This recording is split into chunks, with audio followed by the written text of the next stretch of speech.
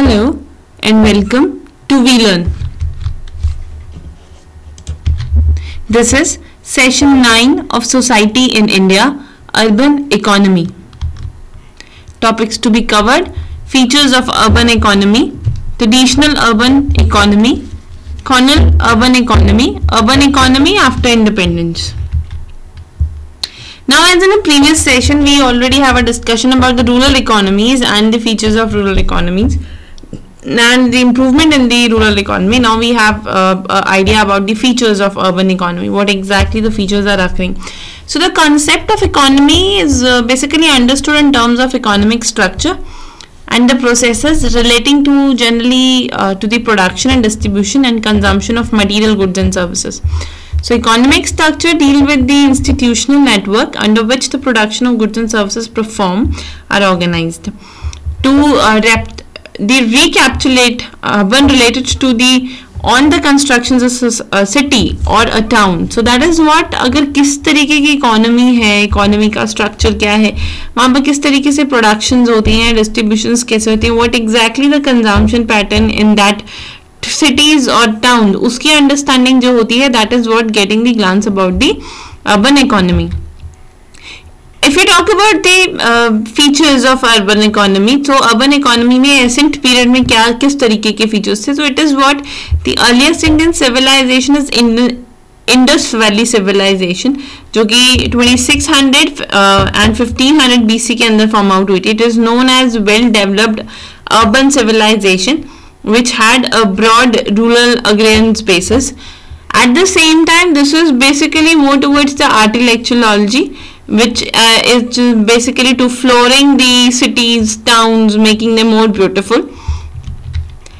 If we talk about the trade and commerce, yes, trades are important activity in that areas because this is what one of the good source of income. There are two kind of trades occur in that society, that is what the external and internal trade in the ancient period, and they were basically found in the contemporary literature, and the article remains the same. So that is trade and commerce witness both the period of prosperity and decline. So that is what the trade is one of the important thing which is considered in the urban society, and it is required as to gather the wealth in the cities. If we talk about the arts and crafts, so this is what another economic factor which is used in the urban society. There was the practices of the various arts and craft in which a large number of people are basically engaged. Large number of people are involving and they putting their contributions on that. And yes, this basically includes the woodworkers, smith, leather workers, the other porters, the ivory workers, weavers, painters. These are all the major part or the major contributor of that society. So these crafts were socially organized in the various castes. So working के हिसाब से caste की भी division हो जाती थी.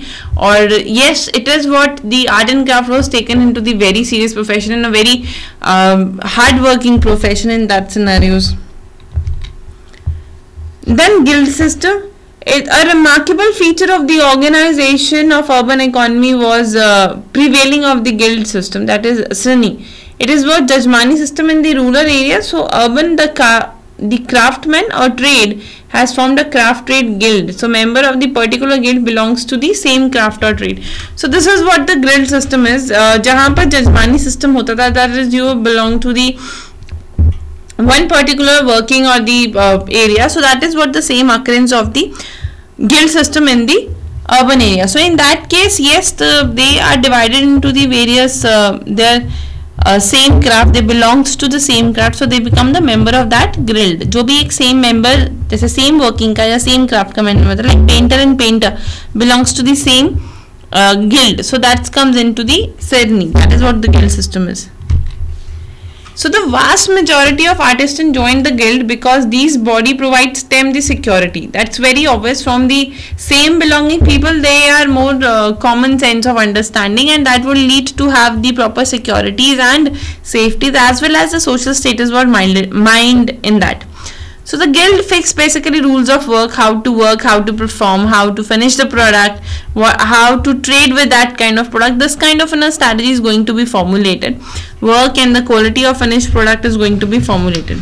So they also control the prices of manufactured product also. वो manufacturing product के prices भी इनसे controlled हो जाते हैं. Then another is social class in the ancient India. So yes, king and nobles, priest, trader, administrator, military person and other functions liked on the taxes and their tributes, collections from the urban as well as the rural area. So in that case, this indicates that this section of the urban population employed as in many as a dozen varieties of attendants to take care of the person conformities. So there are yes n numbers of social classes, बहुत सारी social classes थी which was divided into the different parts. In medieval period, this is what the creation of the growth of a town, growth of cities, industry, trade, commerce, organization of production, technology production, social class in medieval India. When there was a growth of city, growth of town, industry, so that is what that leads towards to have a good trade, good commerce. That would lead towards the good production, improvement in technology adaptations, and yes, improvement in the social class. So if we talk about the colonial urban economy, yes, in a beginning they carried on the trade with the permission of and the under of the patronage of the Indian rulers. So this is what required to have taken a permission. So that is what taken. They were obliged to being bullion from their countries to India for exchange with the Indian goods. So there were the n number of people who are exchanging the Indian goods in that particular country. So but the British victory at the Battle of the Palsa in 1757 marked a watershed in the Indian history. The British gradually expanded their colonial rule over more and more territory in India and drained out the country in its huge wealth. So the flourishing urban handicrafts collapsed is basically there was.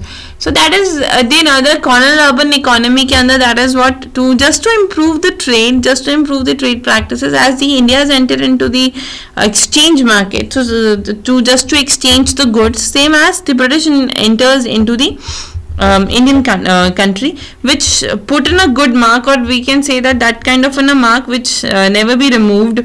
At the same time, they enter into the market, they expand in the market as well as they drain all the wealth of India. They drained all the resources of India just for their benefits.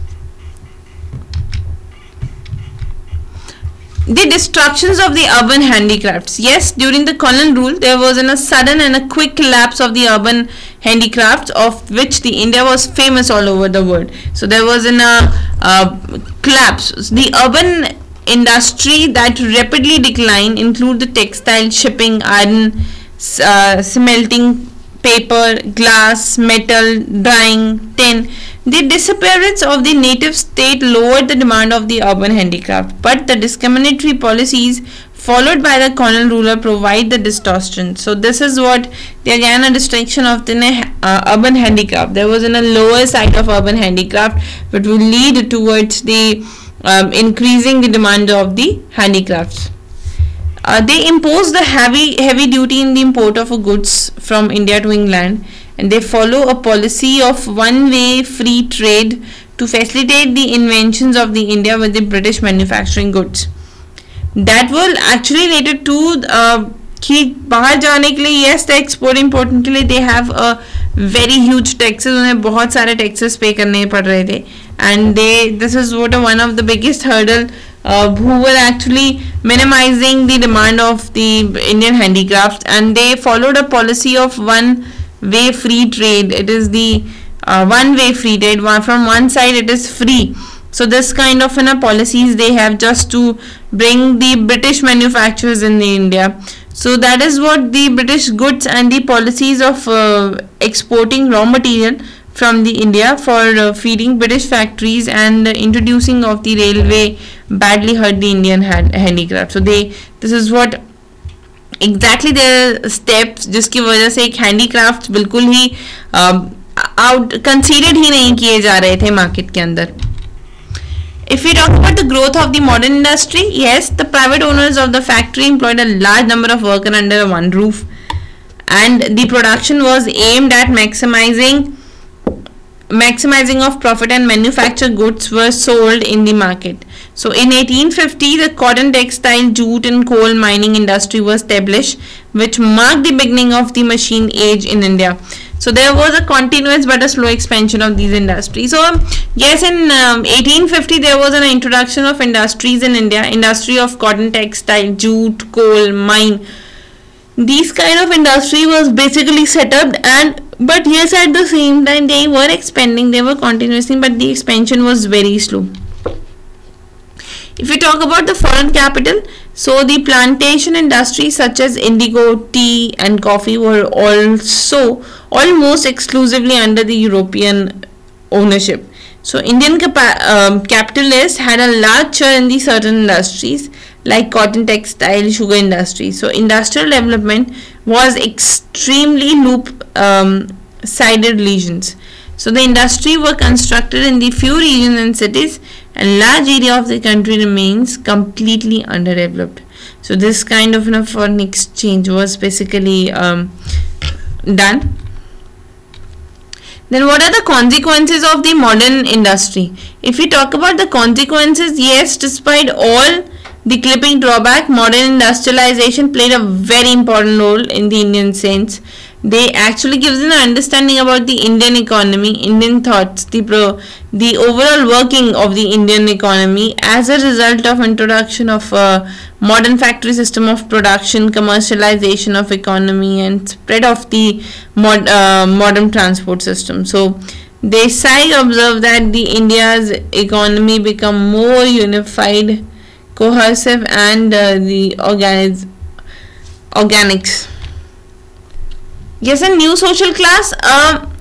Growth of a modern industries in the India during the colonial rule gives a rise to the two important social classes of contemporary society. So these classes were generally or particularly named in the Indian history, and thus they form a very small part of the of Indian population. So that is what, if we talk about the industrial development, yes, industrial development is there, that will lead towards the increase the class of the industrial life, but that is not as huge as it was looked out. So that is what small part of contribution was there, but it's good. So new technology, new system of economy is also, new relationship is always comes into a picture again if we see according to today's scenario. Now the capitalist class. The capitalist class basically compare the industrial, commercial and financial capitalist.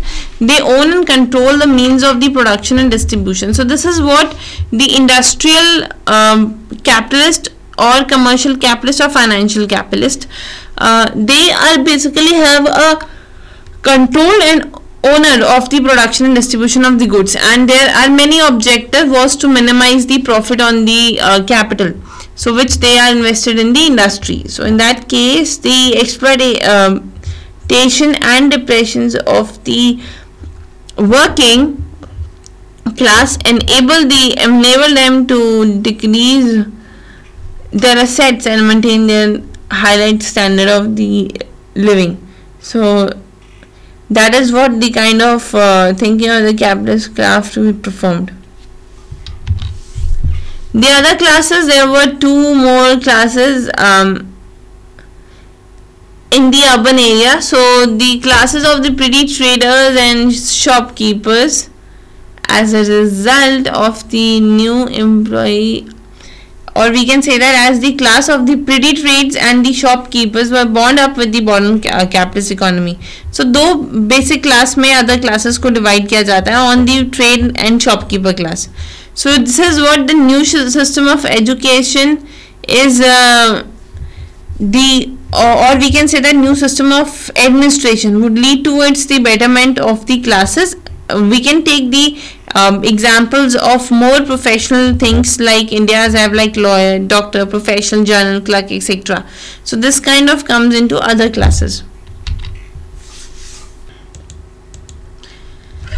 So in this we were basically having the understanding about the urban economy after independence. Independence के बाद urban economy की क्या factors थे, क्या था actual picture. So industrial policy and its impact form an organization of the urban industry. It is both organized and unorganized sector, and it is what basically on the social classes.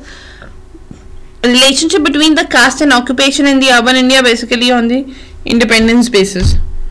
So industrial policies are basically created after the independence. This policies of government of India after independence is basically focusing on the rapid industrialization, कि किस तरीके से industrialization को effectively लेकर आया जा सकता है, कैसे industrial system को ज़्यादा improve किया जा सकता है. At the same time, they were basically thinking about the foreign dependence and helped in achieving the economic self-sufficiency.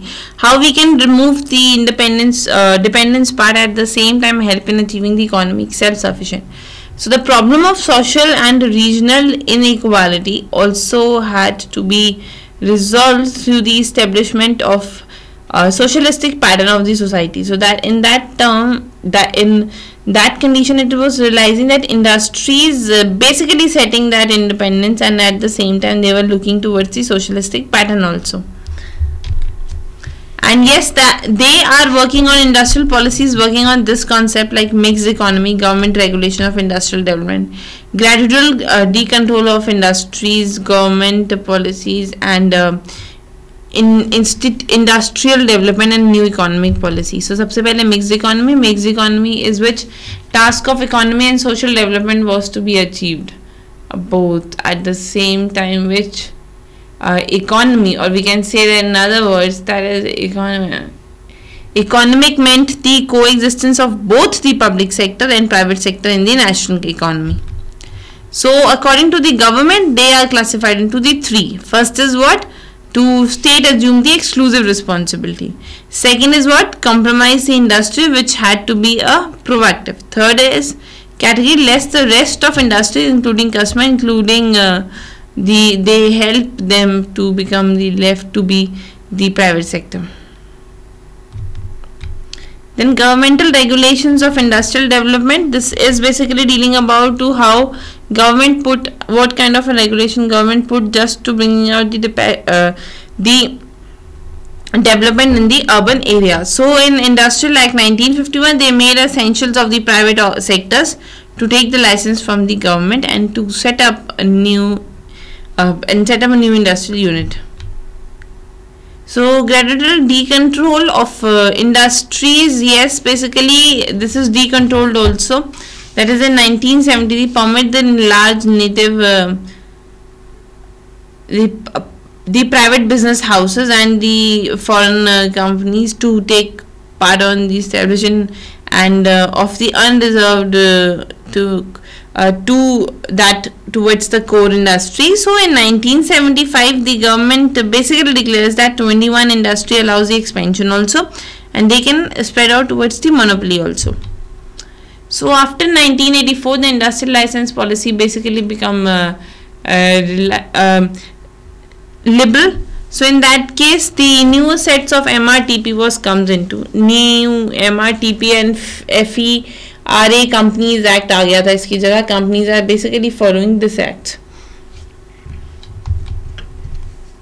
Then in that terms, the government policies and industrial development, industry has witnessed the considerable industrial development after independence, and the number of basic critical incidents have developed which were almost non-existent or very weak during the colonial period. So self-sufficient has been attained in the production of the small growth.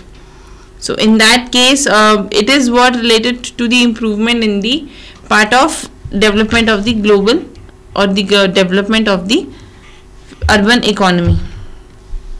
The dominance of private sector did not decline even through the public sector, but they were actually initially expand that rapidly. So the private sector provide a variety of customers. Now new economic policies. The deresolution of the Indian economy began in 1980s. It is what basically the license permit Raj was adhering to the certain principle. And yes, at the same time they work for the preventing the blossoming of the private initiative, and basically working on to improve the workings. So in the mid 1980s begins the era of open economic town and the liberalization, decentralization. So this is what basically related to that part. So in that case, yes, the launch was reformed in 1991, and therefore the economic crisis comprises a step forward into the foreign exchange. Now, urban and unorganized sector. So organized sector is what the very formal structure which is organized and each and everything was defined. The unorganized sessions are maybe this is the family of the section, or we can say that the thinking or the scenario of working of that masters would be very lenient, and they just put their contribution not as hard work as the other people was giving. So unorganization sector enterprises feature the small scale of operations in terms of capital and labor, and private all over the family. The or family ownership. So in that case, this is related to the labor incentive, backward technologies, unregulatory market. So these are what basically the little operations which is required to perform the unorganized sector more well. So the nature of employment is all organized sector in this various or wages labor. When we talk about the mode of production, it comprises both the capitalist and the capitalist form through the dominant of ascending tendencies in that capitalist. So the concept of mode of telecomposition, or we can say that the concept of product or mode of the production has been described by the Marx as at the compromising of the firstly and the forces of the production, and secondly the relationship. तो दो factors को इसमें ध्यान रखा गया, that is production and relations, and according to this that is what related to the society primitive mode. बहुत important mode है, major mode है. Then large scale private enterprise are basically undoubtedly capitality in character. So large scale or private enterprises are working on that scenarios. At the same time they employ a low, or we can say that a big size of capital and wages salary to administrate the technologies, and the public sector enterprises are also shared essentially. Now small scale in industry, this is what divided into the three category. First category is what the traditional is, cottage or domestic industry producing the traditional and local goods, and that is what the first category, dominating characteristic, the individual producing the different work and different dependencies. At the same time there are many other practices, that is what the resources of utilization of natural resource material. Then second was just to the modern connectivity by the traditional model, what kind of a modern you have. Third is what middle social units and auxiliaries. So urban social society are basically again three main urban social classes are there: the capitalistic culture, the working class, and the urban middle class. Urban working class is basically both the worker labor and self-employed worker in the poor and powerless and simply unorganized and a cross line. So that comes into the urban working class consideration. Then the member of these class are basically engaged in the number of a professional such as teacher, general, law, administrator. So they are also employed in the managerial and supervisory positions also. So yes, there are a few questions which you do it yourself. First is, where were the 2-mark feature of the medieval urban economy, and what was the reason for the de-industrialization of Indian economy? This is all about for the today's session. We are winding up here. Thank you so much. Happy learning. We learn.